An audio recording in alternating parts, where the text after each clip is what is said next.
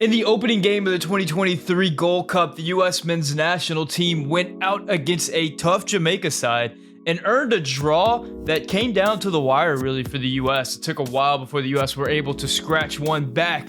Now, this was an interesting game because coming into the tournament, everybody, and I mean everybody, was talking about how great this Jamaica side was, how difficult it was going to be for the U.S. with this MLS-based side to go up against that Jamaican side that had so many EPL players. And for the U.S., there was a lot of question marks coming in about this squad, kind of what they were going to look like, especially with interim head coach BJ Callahan entering his last tournament in charge of the team, with Greg Berhalter returning as national team coach. Who is pretty good, who is not that great, who needs to get better, who do we want to see more of, all that and more on this episode of The Yank Report. What's up, my name is Sam, this is The Yank Report, a show all about American soccer. If you're into that, hit the subscribe button, hit the like button. If you really want to support the channel, you could do so directly by becoming a member. It'd be really cool if you did. I'd really appreciate that. Let's get into this USA versus Jamaica Gold Cup game, but before we do, here's a word from this week's sponsor. BetOnline is the #1 source for all your betting needs. Get the latest lines and matchup reports for golf, baseball, basketball, boxing, and more. BetOnline continues to be the fastest and easiest way to place your wagers, including live betting and your favorite casino and card games, available to play right from your phone. Head to the website or use your mobile device to sign up today and get in on the action. Remember to use promo code BELIEVE for your 50% welcome bonus on your first deposit. Bet online, where the game starts. So coming into this tournament, all anybody wanted to talk about was how great this Jamaica squad was going to be, how intimidating it looked on paper. And don't get me wrong, it is an intimidating looking squad on paper. Jamaica is one of these national teams within CONCACAF where it feels like they have a lot of dual internationals out there who are mostly living in England, who, if they ever got all those guys to play for Jamaica and got them all on the same page, they could put together a pretty intimidating national team, certainly one that could compete for that top 3 spot in CONCACAF for World Cups, or at least how we used to compete for World Cups, as it's going to be changing in the next few years. Anyway, I digress. Now, Jamaica seemed to start to realize some of that potential in this Gold Cup, and it has a lot of people talking, but I think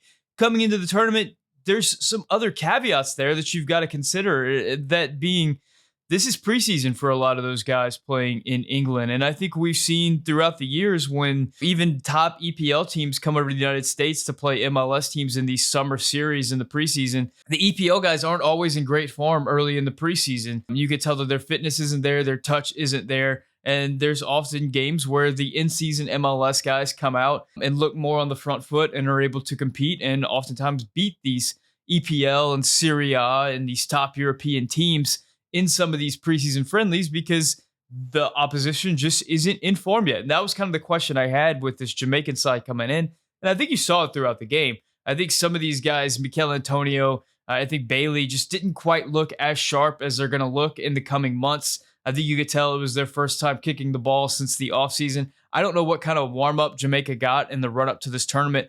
I'm anticipating Jamaica to get better and better as the tournament goes on and these guys get more reps under their legs. But the flip side of that is you've got a bunch of guys who aren't in great form right now, and you've got a Jamaica side that is pretty good 1 through 11. It's not quite a complete 11, but pretty good 1 through 11. But your backups are not that great, and your depth falls off pretty quickly.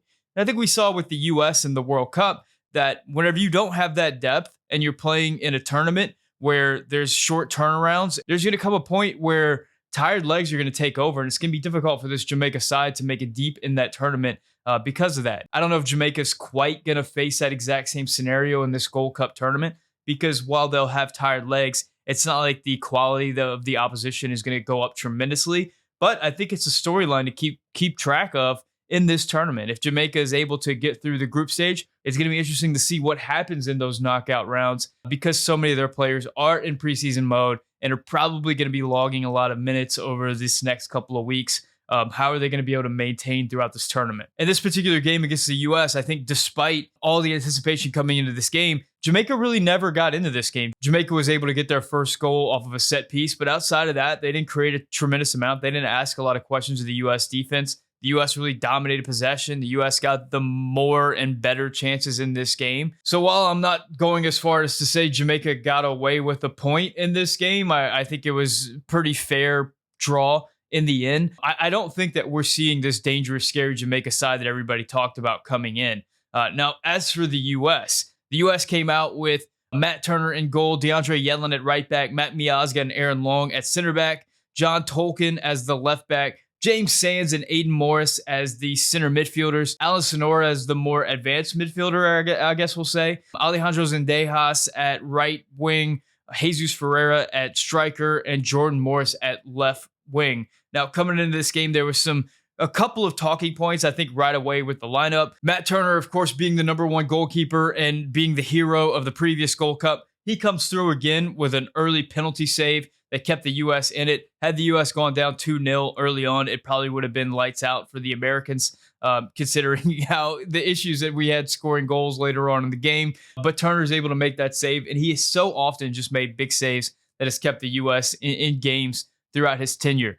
Looking at that back line, I think anytime Aaron Long starts a game, people are going to just lose their minds about it. It sounds like Miles is going to be good to go for the next game and probably good to go for the rest of the tournament. So if Miles is one of those center backs, that makes the U.S.'s defense a whole lot better. That makes the opportunity for the opposition to catch us on transition breaks and really just get many chances at all. It goes down tremendously, and it's going to be interesting to see who pairs with Miles Robinson later on in this tournament. We'll talk a little bit about that. But DeAndre Yedlin, I think, is a big key point coming in because Brian Reynolds is the other right back in this camp. Brian Reynolds has been the subject of transfer rumors for the last few seasons. Brian Reynolds is this right back that I think everybody is looking at in the next couple of years to see, is he going to be national team potential? What is his career arc? I think we've seen him in some games where he's looked like a tremendous athlete. He can certainly get up and down the touchline, but you kind of have concerns about him really with the ball at his feet with a lot of combination play.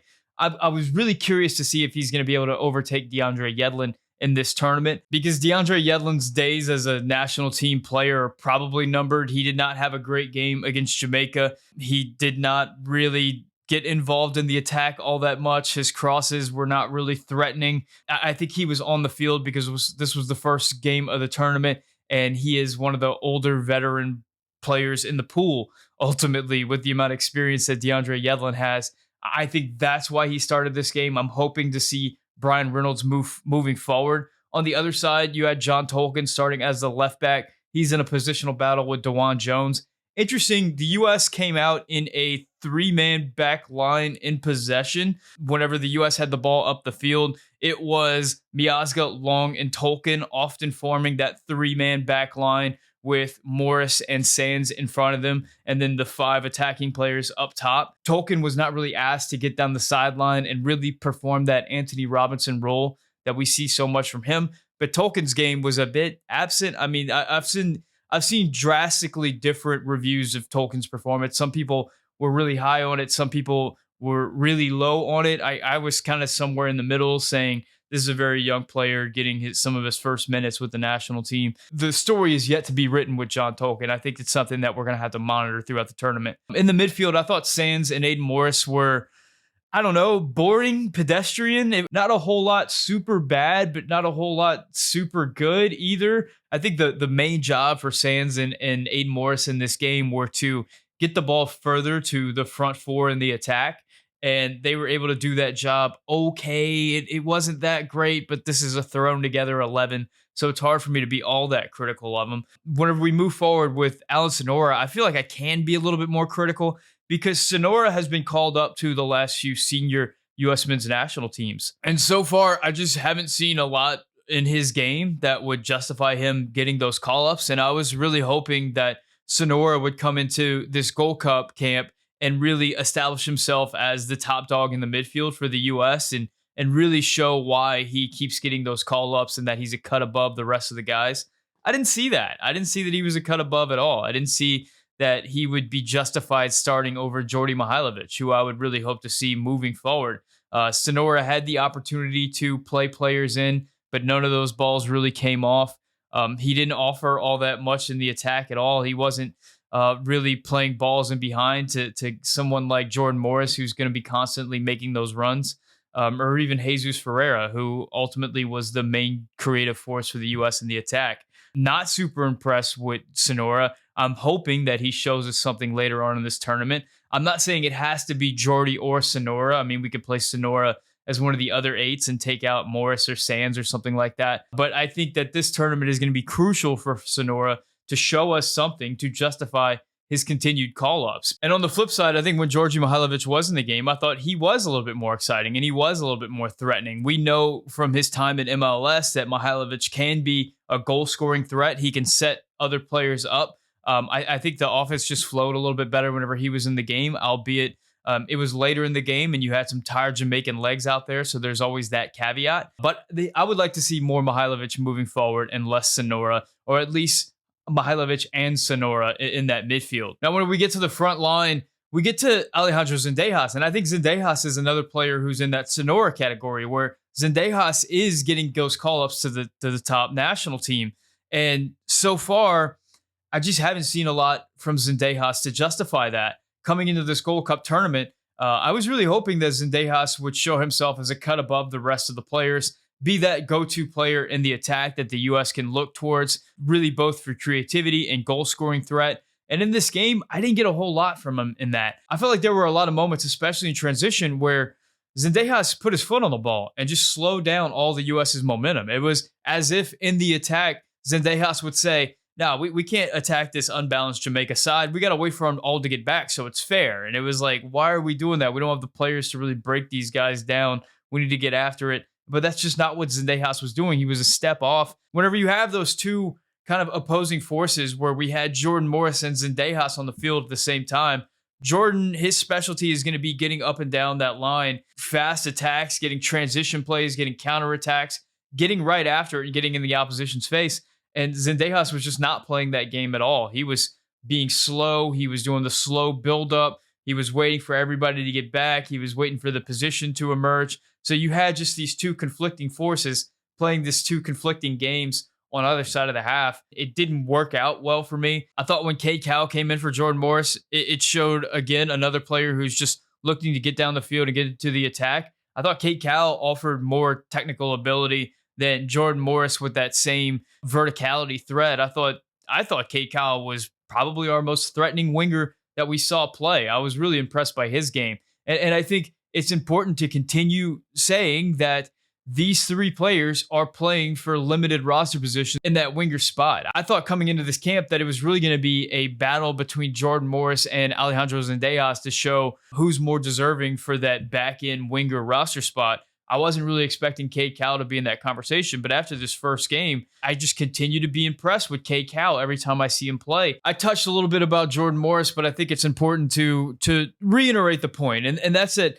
I think Jordan Morris is a limited player, but I think what he does really well, and that's counterattack, that's attack the opposition with pace. If you play balls in behind for him to go fight with the right back to win, or just play that ball into that space, he can be vicious. He can be deadly on that, but the rest of the team needs to play that way. And it felt like he was on one page and everybody else was on another page. Sonora wasn't looking for that ball in behind, or if he was, he couldn't execute it. Zendejas was flat out putting his foot on the ball and stopping counterattacks. There were some moments where Ferreira and Morris kind of worked together to spring him on that left side, but it was few and far between with me. So for me, I'm not opposed to Jordan Morris starting. I think he's a very good player, but I think you got to play to his strengths. And if you're not doing that, then there's no real point to have him on the field. And finally, we move on to Jesus Ferreira, the man who started up top at striker. I was really expecting this kind of game out of Jesus Ferreira. I felt like he was going to be the best attacking player in this tournament for the U.S., and he certainly showed that in the first game. In a game where the U.S. did not look the most competent or clean in the final third, or really in any third of the field, it felt like whenever the ball hit Jesus' feet, there were some good outcomes happening after that. He created I think all of the good chances that the U.S. had in this game, Jesus created, aside from maybe one or two actions where I think like Zendejas had a shot on goal, maybe one or two others. But for the most part, Ferreira was playing in balls. He had a beautiful pass to play in Alan Sonora early in the game. Sonora misses that opportunity. Ferreira had another really nice moment where he played in Jordan Morris, who was one-on-one with the goal. Morris missed that opportunity. Later on in the game, Ferreira played in a ball into the box. I think that eventually reached, I believe it was Roldan's feet, who had a shot on goal, and that was not able to beat Blake, the Jamaican keeper, who was, of course, one of the top keepers in CONCACAF. Eventually, later on in the game, Brendan Vasquez comes in and Jesus Ferreira puts another pretty nice ball into the box that creates some confusion for the Jamaican defenders.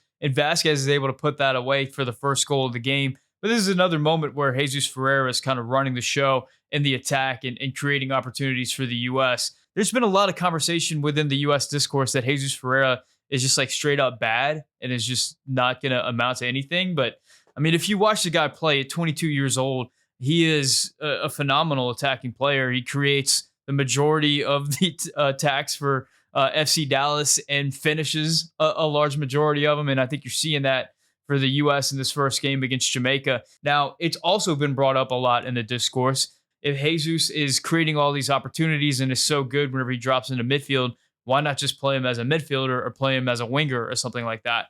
Which is an interesting idea. I think he's at his best whenever he could be at that 9 spot and kind of do both of those jobs where he makes the 9 run and he does a lot of the 9 things, makes those runs you behind like a striker, but also can drop in. So it creates a little bit of that instability. I think if you put him at winger, if you drop him back into the midfield, you're kind of weakening some areas of the game and you're weakening some of Jesus's unpredictability. And I don't know that you're getting as much back in return. However, if there's moments where it's late in the game and you're not anticipating a lot of counterattacks and a lot of defending, it is something that the U.S. can absolutely do. It's something that FC Dallas do. It's something that the U.S. did in this last game where they brought on Vasquez and had Jesus and Vasquez on the field at the same time.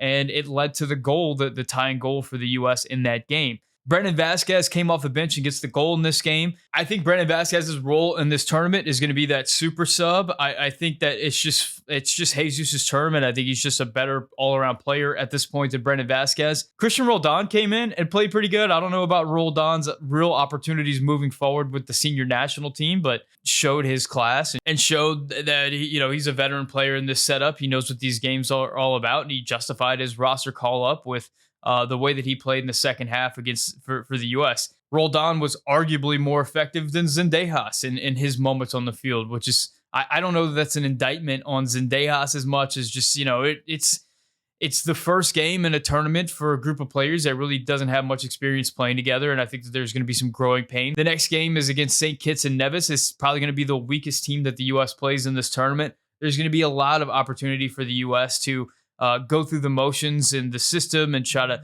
figure out the runs and where everybody's going to be. I'd anticipate a lot of goals for the U.S. I'm sure Ferreira's going to bag a bunch. Vasquez might come in later and bag some too as well. If BJ does want to experiment, does want to give some players off, I mean, this is the perfect opportunity for rotation. But I think this is a tournament where the U.S. is going to get better every game. And I think if you look at the U.S.'s roster, while it doesn't have the big superstar names at the top end, what it does have is a lot of depth and a lot of players who can come in and do a job. I think we saw with Jamaica that in soccer, you're often as good as the weakest player on the field. Not always, but often it comes down to that. And even if you have, like Jamaica had, a really good front line and some quality in the midfield, if you're lacking in other areas of the field, that's going to be found out and exposed at some point.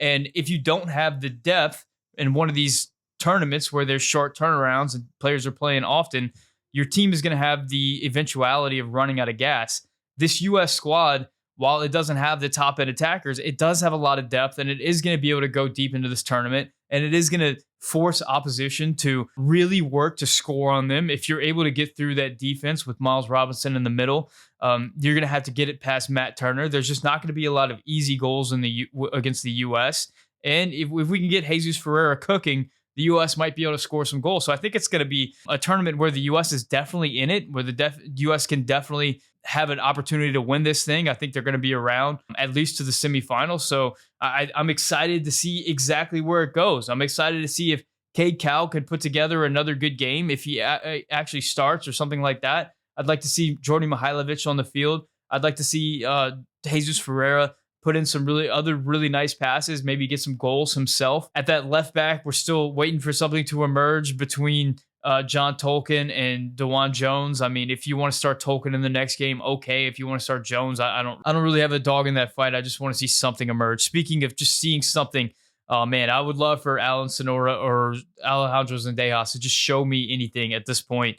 I want to see something from those guys to kind of justify those guys continuing to get senior team call-ups. Let me know what your thoughts on the Jamaica game were. Were there any players that surprised you and stood out either in a good way or a bad way? Let me know in the comment section. What are your expectations for the next game? What are your expectations for the tournament, really? What's a good tournament look like for you? What would be a good result? Maybe not so much to say like, oh, the U.S. winning, like, of course, but what players do you want to see stand out for the good of the national team moving forward? If you would like the Anchor Report and podcast form, you can find it anywhere that you get your podcasts. Thank you guys so much for watching and subscribing and liking and commenting on the videos and following me on Twitter and all the interactions. If you would like to be a next level supporter of the Yank Report, you can do so by becoming a member. Being a member directly supports the channel, and I appreciate all the members. Shout out to the tier 2 members: Manuel Oliveras, Matthew Doyle, Matthew Hanna, Michael Baker, Dan McVeigh, Mike Irish, Aaron M.,